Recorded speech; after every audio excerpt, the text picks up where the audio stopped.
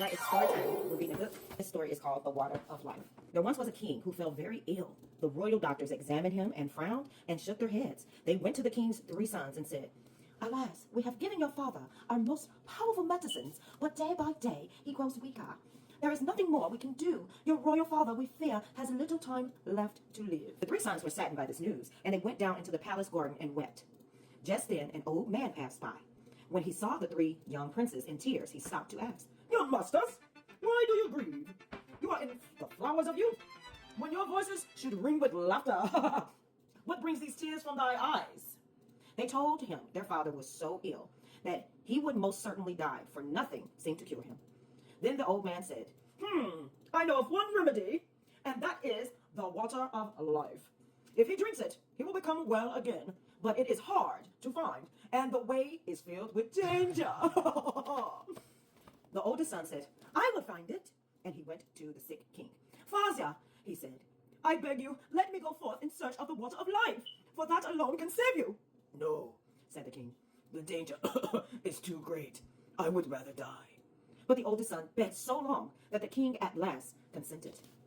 "I will not fail you, my father," said the oldest prince. "I would do anything to save your life." But in his heart, he thought, "If I bring the water of life, then I shall be the best beloved of my father, and I alone shall inherit the kingdom." So he set out, and when he had ridden forth a little distance, he came across a dwarf by the side of the road who called to him and said, "Why do you ride so fast, your master?" "Silly shrimp," said the prince very haughtily, "it is nothing to you." And he spurred his horse and rode on, leaving the dwarf in a cloud of dust. The dwarf grew angry, and staring hard at the prince, he wished evil. Soon the prince entered a narrow valley. The farther he rode, the closer the mountains drew together. At last, the road became so narrow that he could not advance another step. It was impossible either to turn his horse or to dismount from the saddle, and he was shut in as if in... Ooh, it was really narrow. The sick king waited long for his oldest son to return, but he did not come. Then the second son said, "Father, let me go forth to seek the water of life, for that alone can save you." But he thought to himself, "If my brother is dead, then the kingdom will be mine." At first, the king would not allow him to go, but at last he agreed. So the prince set out on the same road that his brother had taken. Soon he too met the dwarf, who stopped him to ask, "Where do you ride so fast, your master?" "Silly pipsqueak," said the prince, "it is none of your business." And he rode on without giving the dwarf another look. But the dwarf stared after him and wished an evil wish. And before long, the prince went into the forest. As he rode, the way grew thick with thorns and vines, till at last he found himself trapped and could go neither forward nor backward. As the second son also remained away so long, the youngest begged to be allowed to go forth to fetch the water. At least the king agreed to let him go. But "Only return," said the king, "when you have found your brothers and can bring them home with you." "I shall, father. I shall do as you wish," says the youngest son. On the road, he met the dwarf, who stopped him to ask, "Where do you ride so fast, your master?" The young prince stopped his horse and dismounted. "Greetings to you, sir," he said. "I ride to seek the water of life, for my father is sick, and without it he shall surely die." "Well, A gentle answer, and true. said the dwarf. But do you know where this water is to be found? Hey, mama. "No," admitted the prince, "but I shall seek until I find, for my father's sake." You speak well, said the dwarf. Not like your haughty brothers who answer with insults. I will tell you how to obtain the water of life. It springs from a fountain in the courtyard of an enchanted castle. Take this iron and one, and with it strike 3 times on the iron of the castle, and it will spring open. Inside lies 2 lions with gobbling jaws and sharp teeth. Take these 2 loaves of bread, throw a loaf to each of them, and they will be quieted. Then hurry to fetch some of the water of life before the clock strikes 12. Else, the door will shut again, and you will be locked in there forever." The prince took the wine, he took the bread, and warmly thanked the dwarf, and then set out on his way. When he arrived at the enchanted castle, everything was as the dwarf had said. The door sprang open, and the 3rd strike of the wand. As the prince entered, the lion roared and stared.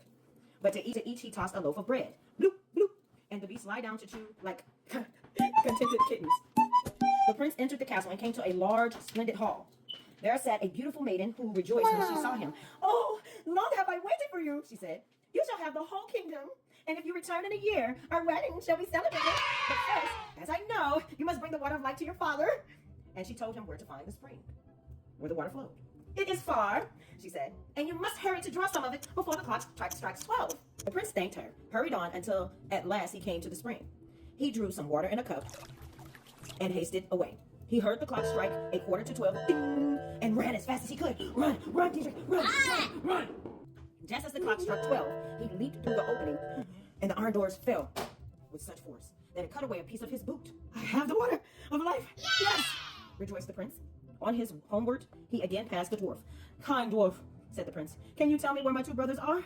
They went out before I did in search of the water of life and have not returned." One is imprisoned between two mountains, said the dwarfs. Come back. And the other is trapped in vines and thorns. I have condemned them to stay there because they were so haughty to me. But the prince pleaded until, at last, the dwarf agreed to release the brothers.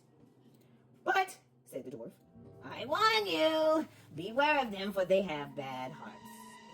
when the prince found his brothers, he rejoiced, yea, told them how he had found the water of life and had brought a cup full with him. He also told them how he had found a beautiful princess who was willing to wait a year for him, and then their wedding would be celebrated and he would rule a great kingdom. I like that.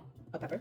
After that, they rode on together. During the journey, the two older brothers rode apart and whispered to each other, "Our younger brother has found the water of life, and for that our father will give him the kingdom that belongs to us." They then began to plot with each other on how to ruin their brother. They waited until they found him fast asleep, and then they poured the water of life out of his cup into theirs, and took the water for themselves. Into his cup they poured salty sea water. When they arrived home, the youngest son took his cup to the sixth king so that he could drink and be cured.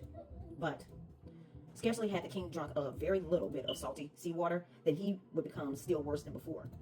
Then the two older brothers came to the king. "Our younger brother has tried to poison you," they claimed. "Here, father, drink this." And they handed him the cup with the true water of life. The king sipped it and felt his sickness departing. He became strong and healthy as in the days of his youth. After that, the older brothers went to the youngest and mocked him. "You certainly found the water of life, huh?" they said. "But you should have kept your eyes open. We took it from you while you were asleep. And what is more, when a year is over, and one of us will go and fetch that beautiful princess who has promised to marry you. And it will do you no good to try to tell our father, for he is so angry that he has banished you from the kingdom. You must leave and be a wanderer all your days, for if you stay, you shall lose your life."